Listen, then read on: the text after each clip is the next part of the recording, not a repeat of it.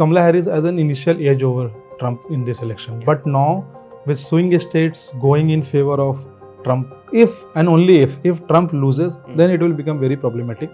Even if Kamala Harris wins, तब भी problem आएगी, दोनों हाल में ही प्रॉब्लम आएगी, जो भी हारेगा। तो जिस घड़ी का इंतजार था वो घड़ी आ चुकी है। अब इस बात की चर्चा हो रही है कि कौन जीतेगा यूएस का इलेक्शन, कमला हैरिस या डोनाल्ड ट्रंप। इस पर बातचीत करेंगे। बातचीत करने के लिए मेरे साथ India.com के संपादक तनवीर आजम सर हैं। तो सर, सबसे पहले यही सवाल, क्योंकि लोग सटीक तरीके से जानना चाहते हैं कि यूएस इलेक्शन इस बार कौन जीतेगा, कौन अगला राष्ट्रपति बनने वाला है यूएस का। देखिए नरेश, सबसे पहली बात तो ये कि इलेक्शन यूएस के जो होते हैं वो थोड़े कॉम्प्लिकेटेड होते हैं। अपने जैसे नहीं होते कि आप सीधे जाओ और वोट करो और देन काउंटिंग हो जाए। इनके इलेक्टोरल कॉलेज होते हैं, ये बहुत लंबा तीन प्रोसेस है, 3 स्टेप हैं इनके। तो उस पर भी हम लोग एक डिस्कशन जरूर करेंगे दर्शकों के लिए। अभी जो आपका सवाल है कि कमला हैरिस जीतेंगी कि डोनाल्ड ट्रंप जीतेंगे, मैं तकरीबन 3 इलेक्शन मैंने यूएस के कवर किए हैं, देखा है उनको बहुत करीब से। मैं ये दावे के साथ कहता हूँ this is going to be the closest contest ever. Even the last election जो हुए थे जिसमें ट्रंप हारे थे एंड बाइडेन जीते थे, वो भी बहुत क्लोज था। Even Trump was refusing to vacate White House, और उसके बाद वो सारा ड्रामा हुआ जो हम लोगों ने देखा। इस बार के जब election when the campaign started and when it was declared that Kamala Harris will be the candidate against Donald Trump, so Kamala Harris as an initial edge over Trump in this election, but now with swing states going in favour of Trump as it seems in different exit polls done by AP, New York Post and other, it is now looking that we are going to witness a very good election and it is going to the wire. कि 7 swing states जो major swing states हैं उसमें थोड़ा सा as है Donald Trump का, लेकिन वो एज बहुत थोड़ा है। It's not like a very decisive margin, थोड़ा सा एज है। तो ट्रंप के फेवर में जो लोग हैं वो तो ये कह रहे हैं कि ट्रंप ही जीते जाएंगे। एंड नोइंग ट्रंप, जिस तरीके से वो बात करते हैं, वो तो भाई अपना विक्ट्री एक तरह से उन्होंने अनाउंस ही कर दिया है कि भाई I have won the election. दूसरी तरफ कमला हैरिस हैं जो ये कह रही हैं कि भाई मोमेंटम इज विथ मी। और अगर कमला हैरिस जीतती हैं तो दर्शकों को बता दूं कि यूएस में आज तक कोई भी वुमेन प्रेसिडेंट नहीं बनी है। इतिहास में पहली बार होगा। And US is the world's oldest democracy, और उसके पास आज भी कोई भी फीमेल प्रेसिडेंट उनकी नहीं बनी है। सो आई थिंक यूएस कि जो लोग हैं उनको एक चांस देना चाहिए। हिस्ट्री बनाने का एक मौका है उनके पास।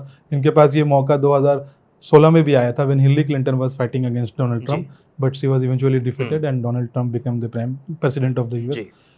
अब लेकिन जो कुछ ऐसे ट्रेंड्स भी आप देख रहे हैं हम लोग और जो सामने आए हैं, जिसमें ये दिख रहा है कि किस तरीके से कमला हैरिस भी कुछ अपसेट कर रही हैं डोनाल्ड ट्रंप को। फॉर एग्जांपल आयोवा का जो पूरा स्टेट है, it's one of the bigger states of the US, जहां पे डोनाल्ड ट्रंप 2016 में भी जीते थे जब वो प्रेसिडेंट बने थे, 2020 में भी जीते व्हेन ही फेस्ड डिफीट।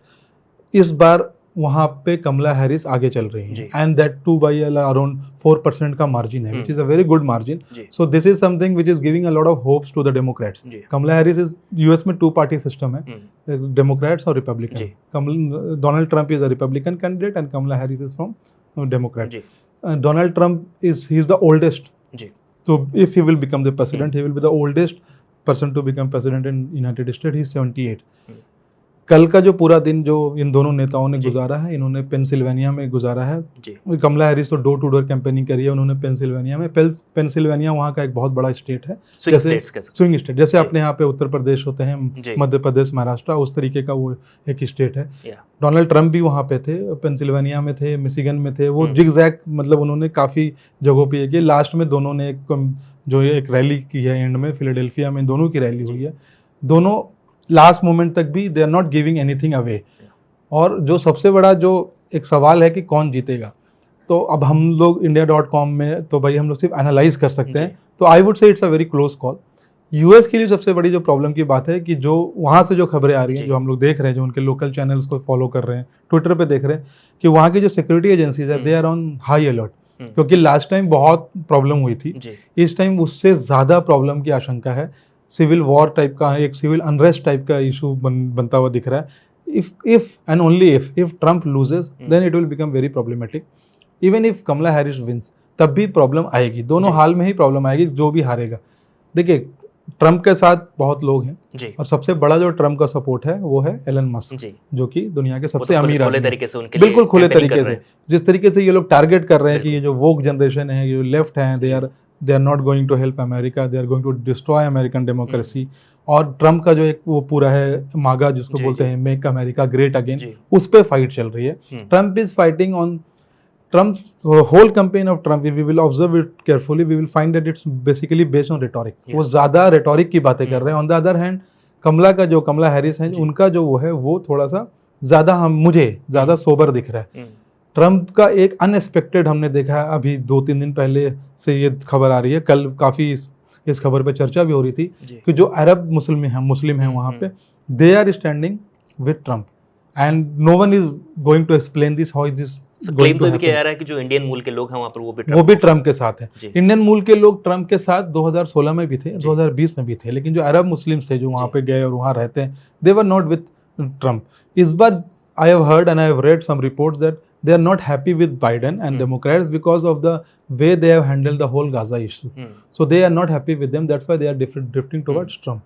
अगर वो सपोर्ट होता है, हालांकि जैसे आप जो कह रहे हैं इंडियन जो मूल के जो इंडियन ओरिजिन के जो लोग हैं, they are very less, around 1 से 1.5% वोटर है, but they are very effective because हमारे जो लोग हैं वहाँ पे काफ़ी कुछ लोग हमारे इन्फ्लुएंशियल पोजीशन पे हैं, जैसे आपके सुंदर पिचाई हो गए, सत्या नडेला हैं, या आपके वो जो खोसला साहब हैं, विनोद खोसला, इन सब के काफ़ी इम्पैक्ट है वहाँ पे।